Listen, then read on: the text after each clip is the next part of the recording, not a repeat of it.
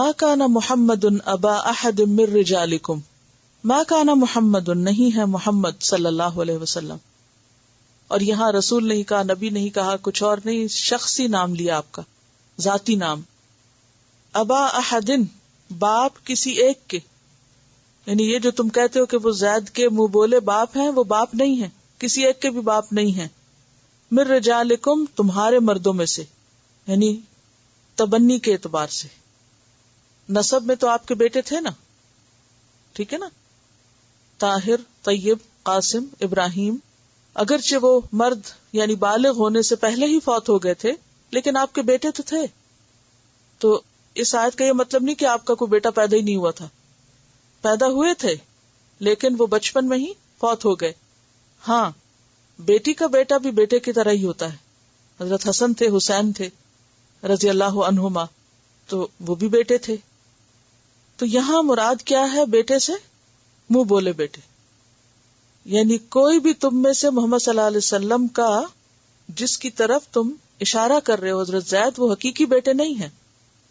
نہیں ہے محمد صلی اللہ علیہ وسلم تم میں سے کسی ایک کے والد، من رجالکم تمہارے مردوں میں سے، ولیکن لیکن رسول اللہ، اللہ کے رسول ہیں، اللہ کی طرف سے بھیجے ہوئے ہیں.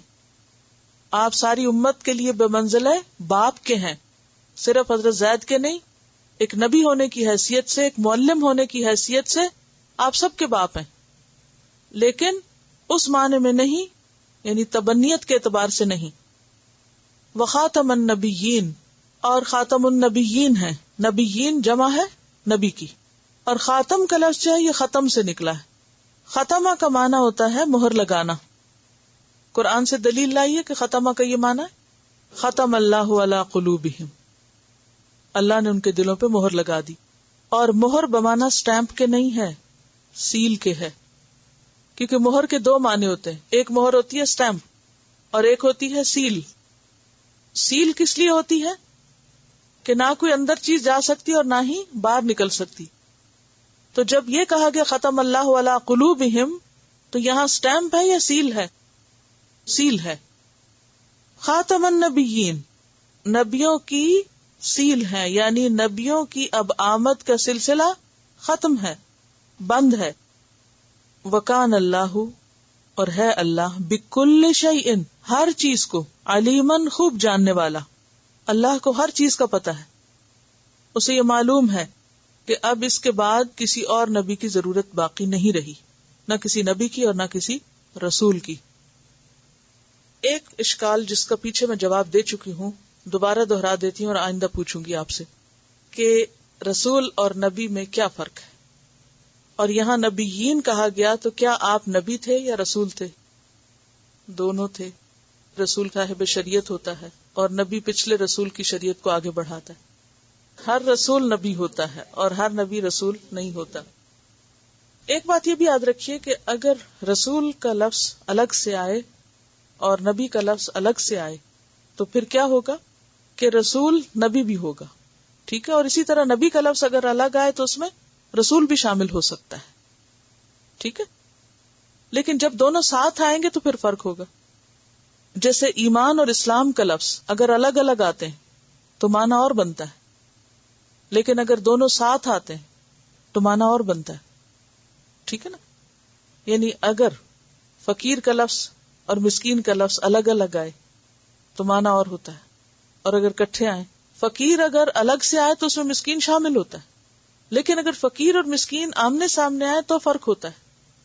تو اسی طرح اگر ایمان کا لفظ الگ آئے تو اس میں اسلام شامل ہوتا ہے، اسلام کا لفظ الگ آئے تو اس میں ایمان شامل ہوتا ہے. لیکن اگر ایمان اور اسلام ایک ہی جگہ پر آ جائیں تو پھر دونوں میں فرق کیا جاتا ہے. تو یہاں چونکہ نبیین آیا ہے تو اس میں رسول بھی شامل ہے، یہ ایک عام لفظ ہے. ویسے رسولوں کی تعداد 300 سے کچھ اوپر ہے جو حدیث سے ہمیں پتہ چلتی. 25 کا ذکر قرآن پاک میں ہے، اور جو قرآن پاک میں انبیاء آئے ہیں وہ سارے کے سارے رسول تھے، اور ان میں سے اولو العزم کون ہے؟ 5. اور وہاں بھی کیا آیا؟ نبی کا لفظ آیا یا رسول کا آیا؟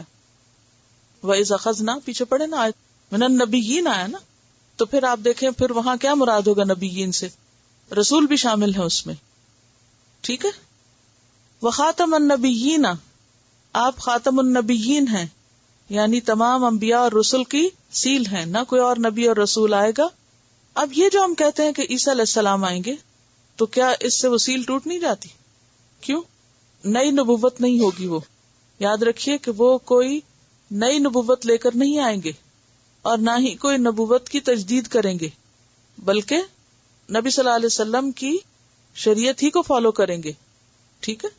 تو اس لیے اس بات کو اچھی طرح سمجھنے کی ضرورت ہے.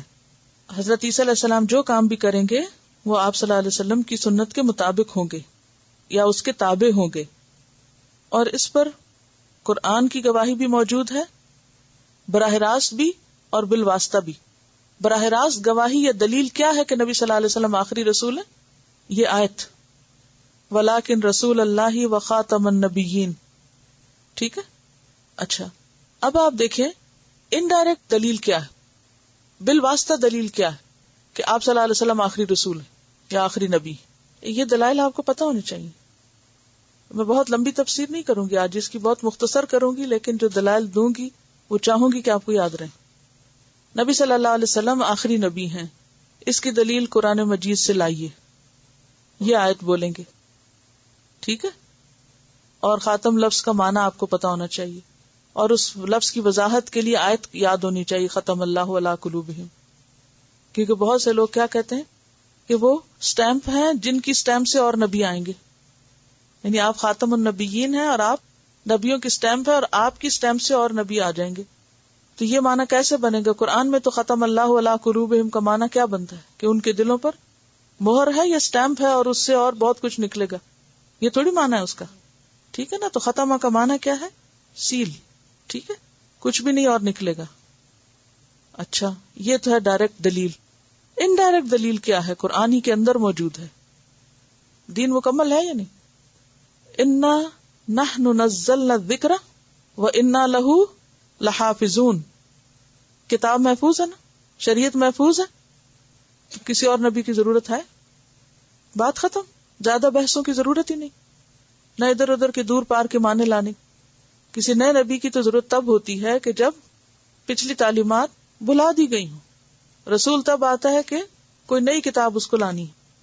کتاب بھی موجود ہے، شریعت بھی موجود ہے، تعلیمات سب صاف ستھری موجود ہیں، کام ختم ہو چکا ہے، دین مکمل ہو چکا ہے. تو کسی نئے دین کی، شریعت کی، کسی اور چیز کی ضرورت نہیں ہے. اسی کو لو، اسی کو پڑھو اور اسی سے ہی آگے چلو. دروازہ بند ہو چکا ہے. اس پر یہ قرآن سے دلائل ہے. بہت سی احادیث تواتر کے درجے میں موجود ہیں کہ آپ کے بعد کسی نبی کی ضرورت نہیں. اور اس کے بعد اجماع امت بھی ہے اس پر. اجماع امت کا کیا معنی ہوتا ہے؟ امت کے علماء اس پر جمع ہیں کہ آپ صلی اللہ علیہ وسلم کے بعد کسی رسول نہ کسی نبی کی ضرورت ہے ہی نہیں، نہ کوئی آئے گا. ان سب باتوں کے ہوتے ہوئے اگر لوگ قرآن پاک کی کچھ آیات کو مس انٹرپریٹ کر کے الجھانا چاہیں تو وہ دروازہ کہاں بند کر دینا چاہیے کہ دین مکمل ہے، ضرورت کیا ہے نئی چیزوں کی؟ یا تو اس آیت پر ایمان نہ لائیں. یہ دو آیتیں بہت واضح ہیں، بہت کافی ہیں اس مسئلے کو سمجھنے کے لیے، کافی ہیں. مزید بحثوں کی ضرورت ہی نہیں، کیونکہ اس کے پاس کوئی اور ذریعہ تھا ہی نہیں. اب تو گلوبل ولیج بن گئی دنیا، کمیونیکیشن کے ذرائع اتنے ہو گئے ہیں. کتاب محفوظ ہے، اس کتاب کو آپ جتنی زبانوں میں چاہیں ٹرانسلیٹ کر کے دنیا کے ہر گوشے میں پہنچ جائیں اور آپ وہاں جا کے ہدایت کا کام کر لیں. یعنی سورسز ہیں ہمارے پاس. نبی ذریعہ ہوتے ہیں سورسز کا، پیغام لانے کا، وہ تو پہلے موجود ہے. وَكَانَ اللَّهُ بِكُلِّ شَيْءٍ عَلِيمًا، اور ہے اللہ ہر چیز کو جاننے والا. کل شیء، کل میں کیا کیا آتا ہے بتائیے ذرا لسٹ. ذرا کل کے لفظ پہ غور فرمائیے. وَكَانَ اللَّهُ بِكُلِّ شَيْءٍ عَلِيمًا، اللہ ہر چیز کا پتہ ہے. بتائیے کوئی اور جس کو ہر چیز پتہ؟